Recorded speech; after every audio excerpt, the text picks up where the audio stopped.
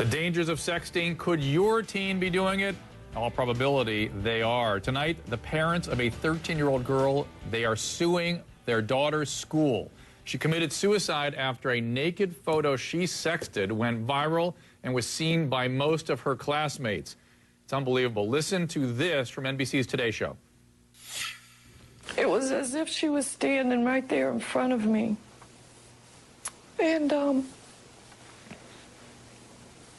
her head was hanging down. And I said, "Hope, what are you doing?"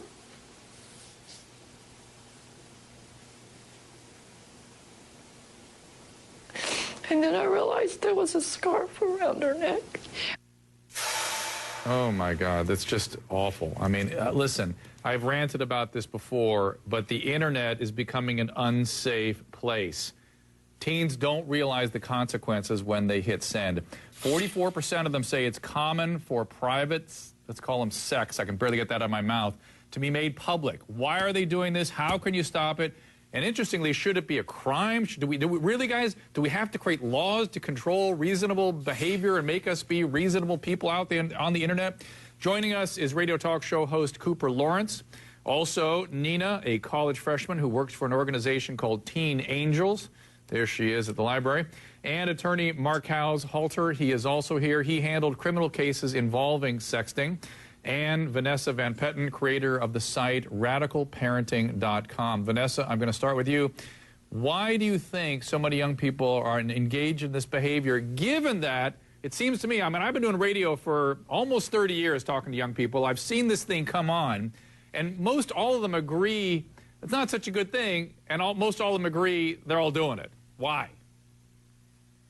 You know, when you ask teenagers who have been caught sexting or have, had problems with it, what were you thinking when you hit that send button? They all say that their phone is intensely private. It's almost like an extension of them. They're with it so much that when they use their laptop or their phone, it almost feels like they're in a private discussion. It's very hard to project forward into, you know what, this might permanently damage my reputation. And, digital reputations is becoming even more precious than our offline reputations. All right, well, let me be super clear here, because what you're describing, Vanessa, is something I call stinking thinking. And the fact is that teenagers, this is for every parent out there. No, it's God's truth. And you need to know this. Parents need to understand this, that from about the age of 12 to around 20, 21, and for many males, well into the mid-20s, the frontal cortex of your child's brain shuts off for remodeling. It turns off. So the prefrontal cortex, this part of your brain, is the part of the brain where you project consequences into the future, where you have judgment, where you can contain impulsive behaviors. Instead, they rely on a part of the brain called the amygdala, which responds to excitement and arousal. And so exciting pictures would be something that they would respond to very well. It's our brain, the adult brain, with the prefrontal cortex still functioning, that we as parents have to superimpose on this in order to contain these behaviors. 20% of teens have electronically sent or posted nude or semi-nude pictures or videos of themselves.